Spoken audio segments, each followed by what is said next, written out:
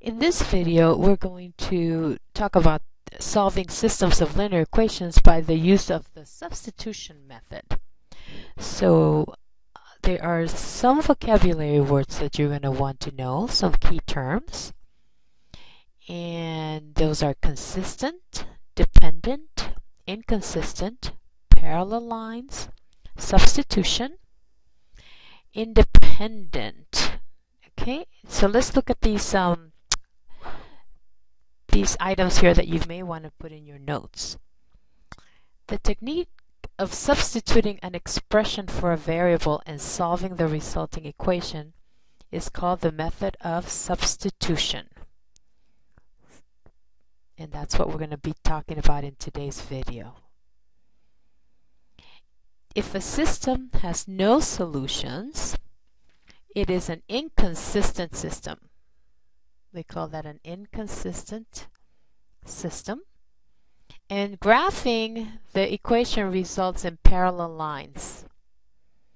So we have a system of two equations and the lines are parallel. They will not meet. Therefore, the system will have no solutions, and we call that an inconsistent system. If a system has one solution, then we call that a consistent system. Consistent system, and its equations are independent equations.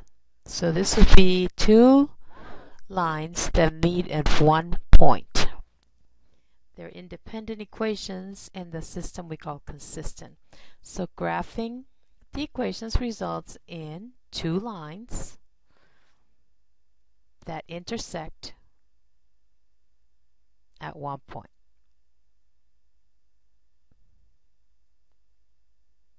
Okay.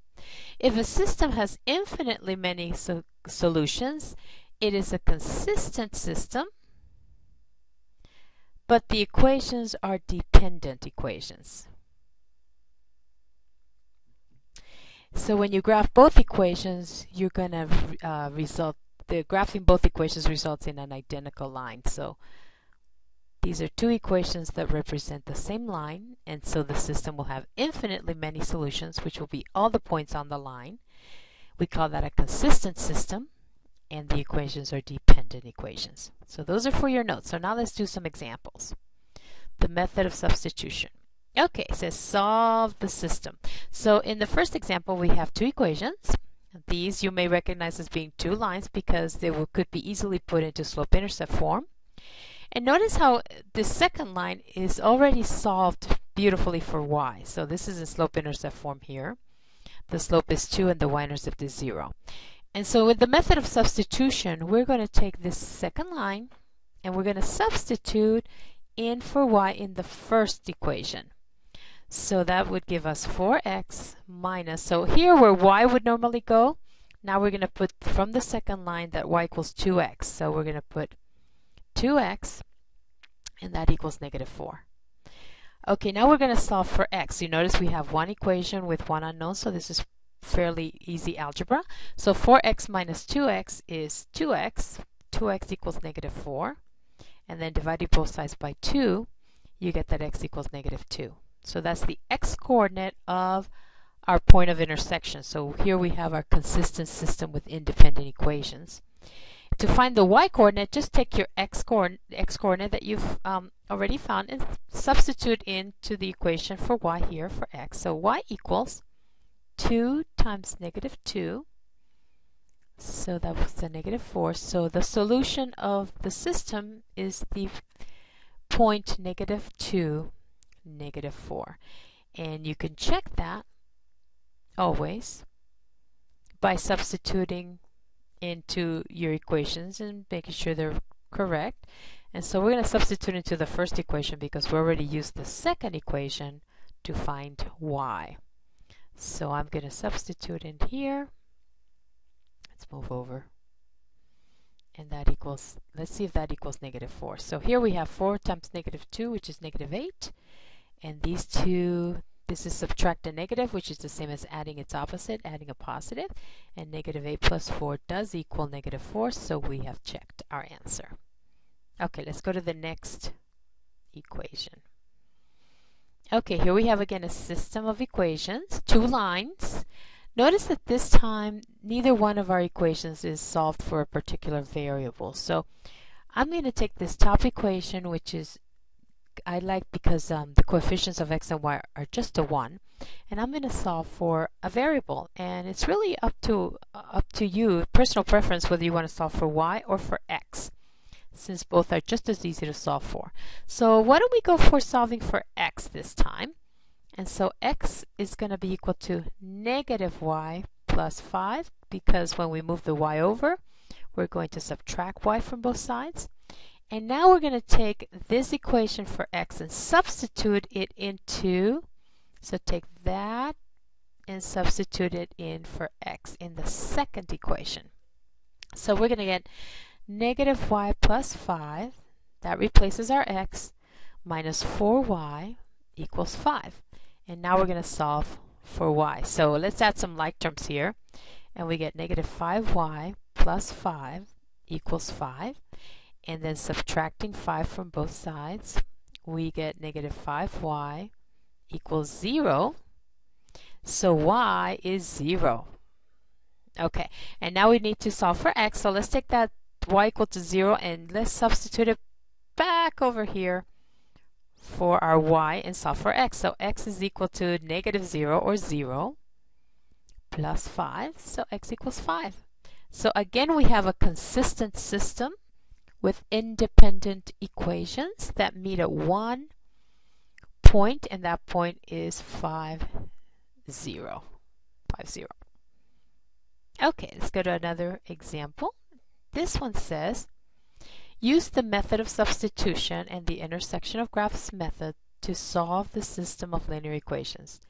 Then state whether the system is consistent or inconsistent, and if it is consistent, state whether the equations are dependent or independent. So again, we have two equations here, and this time I'm looking at that first equation and noticing that that y has a coefficient of 1, so this would be a fairly easy equation to solve for y. So that's what I'm going to do. And so y equals positive 2x plus 3, because when I move over the 2x to the other side, I add the opposite.